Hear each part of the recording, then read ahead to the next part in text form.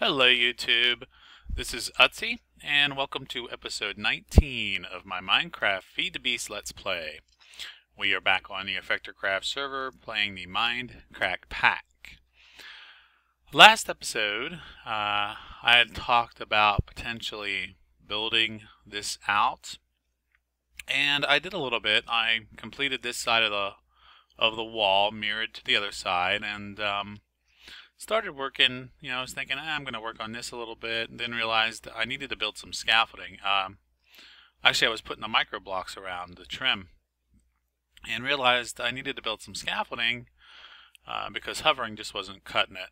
But got frustrating, so what I decided to do next was just build a GraviChestPlate. So I've been working towards that. But before we finish that, let me show you what I've done in here. I've redone some of this piping just so I could get a lot of this automated a bit more.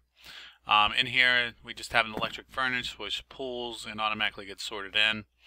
This iron pipe here prevents items from getting stuffed into this macerator. So that seems to be working just fine. I added this macerator here just to process items and sent to storage. And then over here I have propolis coming in and being centrifuged and then extracted because that'll create sticky resin and extracted into rubber and then sent to storage. I worked on this a bit too, trying to figure out how to best automate these guys, but I just can't find anything that I like right now. I think I'm going to go back and make it simpler because this is using 5 automatic gates to basically just, all I'm doing really is auto crafting blaze powder, which takes no time to do. So I'm not a big fan of this right now. I'm going to work on it a bit more and try and figure that out a little bit better. Right here is all of our bronze, dust, or tin and copper production, and it's working well. Just each of them gets split off, auto crafted, and sent to storage. Very simple. It's probably a bit bigger than it needs to be, but oh well, it is what it is. I moved all of our big machines back here. Our implosion compressor, I moved back here too because I seem to use it a lot for iridium plates and other plates, etc.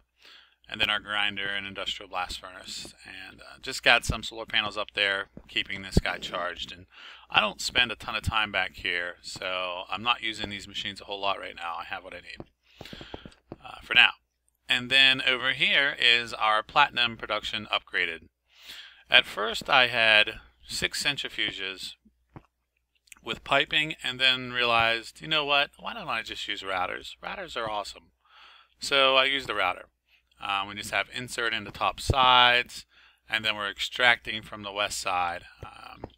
And it's working great. I don't need any additional pieces to it, no machine item filter or whatever, any of that stuff, because this is just hooked up to one type of machine, so it just works.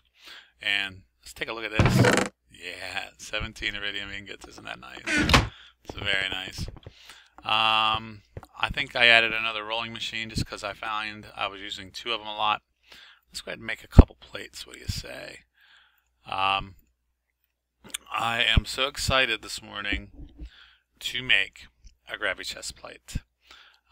It's an item that I've wanted for some time, and we finally got it. That's what we needed. I have everything else made. So let's see what this does for us. Okay, let's go ahead and finish our GraviChestPlate, and then let's test it out. It's going to take a bit to power it because, those things store a ton of power. But I'll tell you what, let's go ahead and pull up GraviChestPlate in NEI so you can see all the stuff that goes into this, and it's quite expensive. These superconducting coils is what's holding me up right now, but very expensive. Quantum suit, which we do have, which did take, 4 pieces of, or 4 iridium plates. The rest of it's pretty easy to get. These superconducting coils, or superconductors, and these covers are expensive. That's what the last pieces we need is 2 more iridium plates to make 3 of those. Graviton engines are pretty expensive. The Tesla coil is not too bad. That's pretty simple right there. These cooling cores take forever to build, and plus they take an iridium plate. These aren't too bad. They just take time and they don't stack, so it takes a little bit longer to make, but it's down a chain. Dense copper plate, by the way, is just compressed copper. And this recipe does eat up a ton of resources. A lot of copper, a lot of tin, a lot of iridium, but I think it's going to be well worth it. What else did we make here? These coolant cells are just a pain to make because there's so many steps required. You got to make 10 Ks and then surround it in tin to get the 30 Ks, and then you need two 30 Ks to make a 60 K, and then of course you need 4 of those, so you end up needing 16 60K coolants. I think I needed 96 10K coolant cells, which took a while to make. And I just did it over here. I made an infinite spring, and I would stick stuff in there and then craft it there and just flip back and forth, and we can put that away, can't we? Still got a good bit of tin left. I know tin was always my problem, but we got to stockpile a little bit now, almost up to, I think we'll get over 50 stacks with that little bit. I ran a quarry last night, and we got over 2 stacks of diamonds now. Oh, just shy of 50. Look at all the rubber that we've made from propolis. That's 99% of that's propolis, which is awesome. A bunch more coal.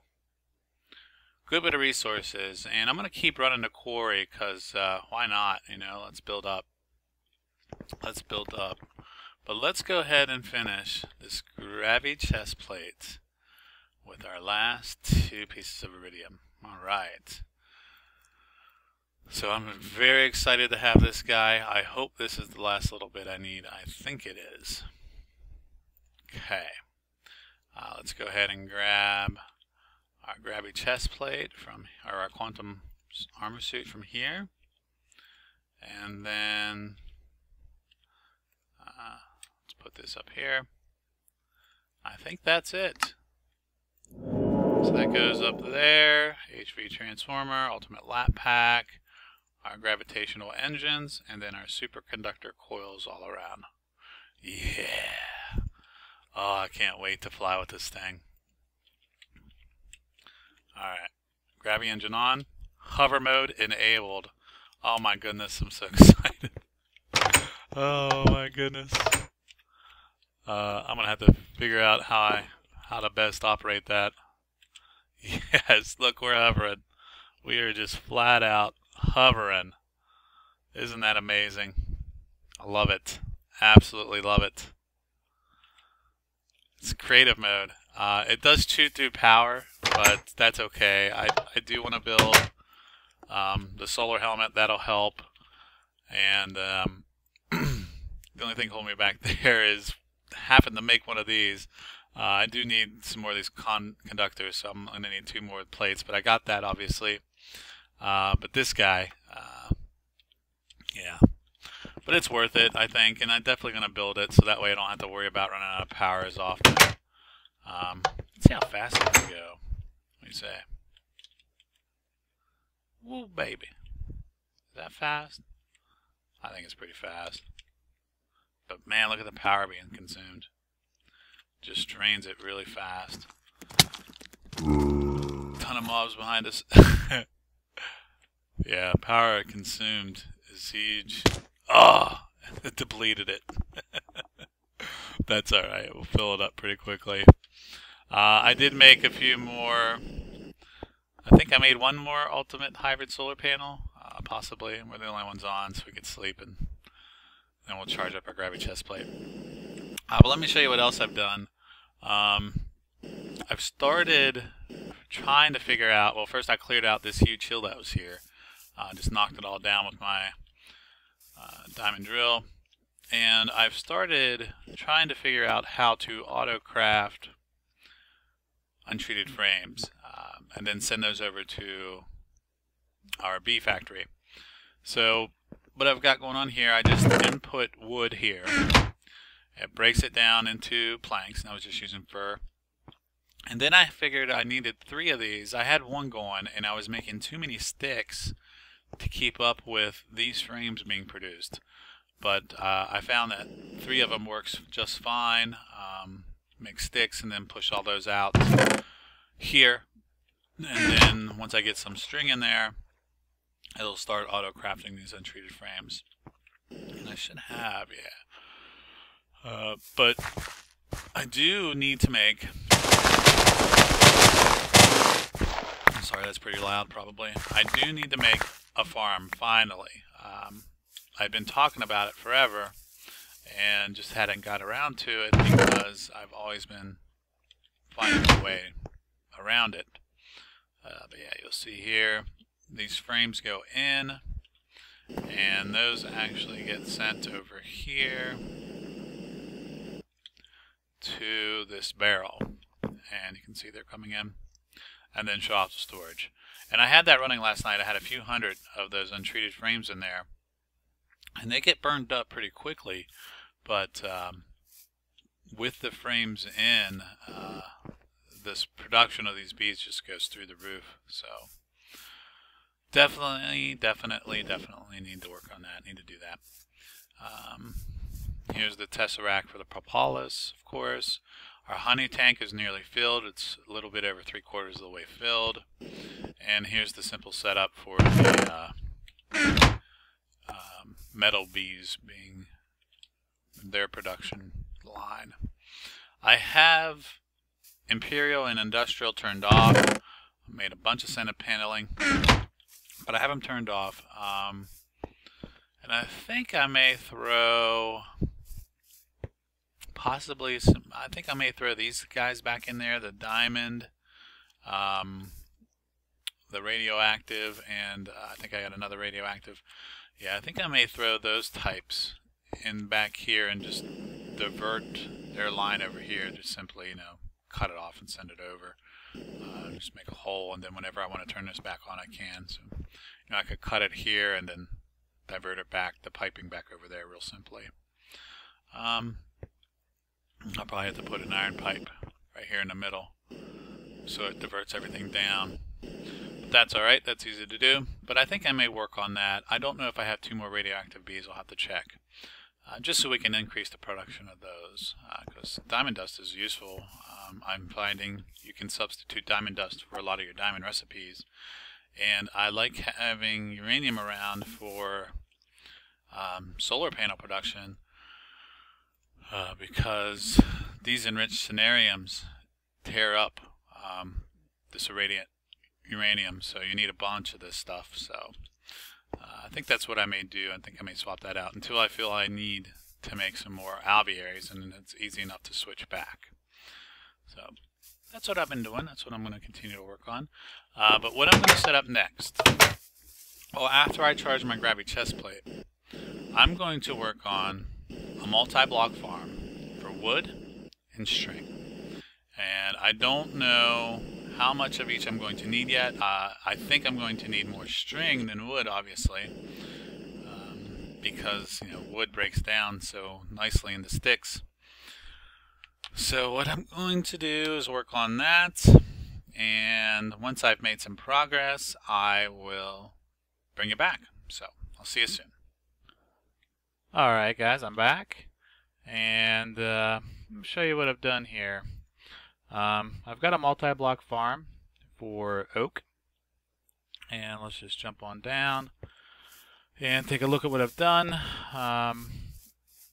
What I plan on doing, I'm going to move this a little bit tighter, and I'm going to produce some string using flax. Unfortunately, a multi-block farm doesn't work with flax, but there is a way using deployers and some pneumatic tubes, etc., with some bone meal and some fancy-dancy redstone wiring to make some flax, make a really nice compact flax farm that'll produce more string that we'll know what to do with.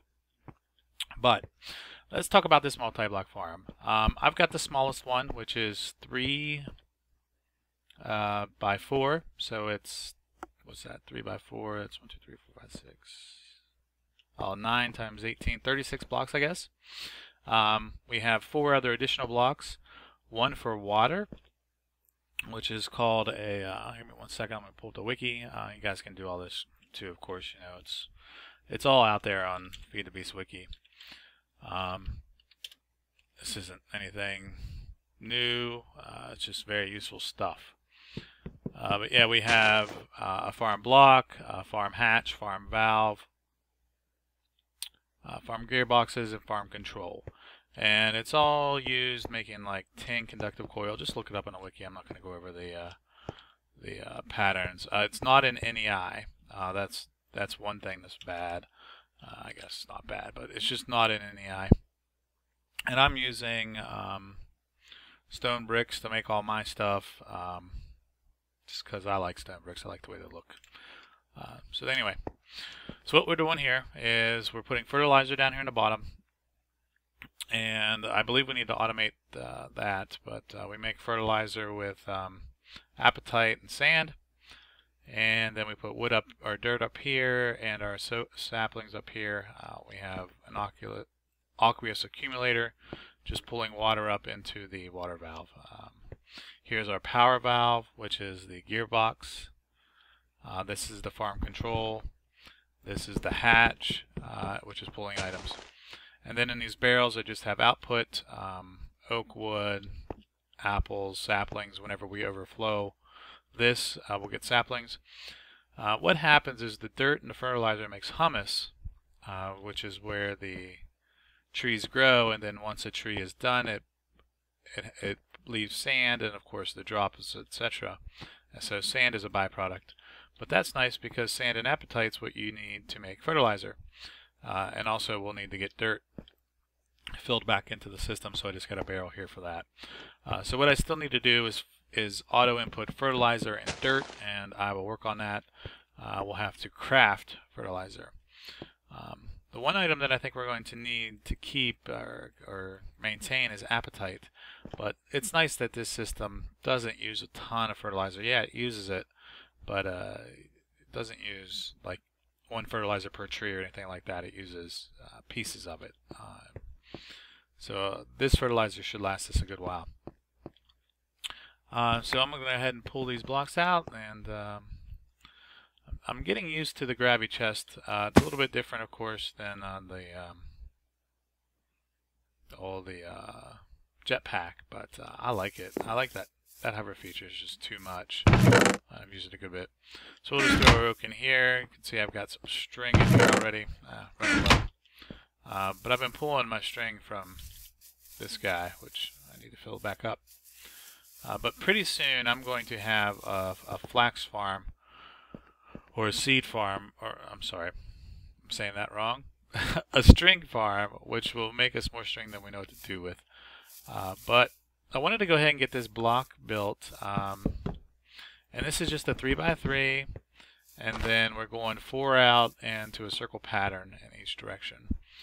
Very good machine, very efficient, and is working just fine for now, I think. I don't think I need to go any bigger. Once I start getting production going and starting to get some automation, I'll know if I need to go any bigger or not. I don't think I explained this right here. Let me just pop this off. In here, I've got the filter, 1 string and 8 sticks, and I never really have found a good use for diamond pipe or emerald pipe until I thought about this. And that's what that filter's for, I guess, is for auto crafting like this. So I'm glad I finally found a use for emerald pipe, because I want to use it, but I never really found a good use for it until this. So I don't think I mentioned that in the last piece. But what I'm going to work on, the Flax Farm, and I'll work on a bit more automation on this, because I do not want to have to do any of this manually. And of course all this is to make untreated frames so that we can increase our production, because we need them here to really get the output for our valuable bees and our other bees that are in here. Frames are needed.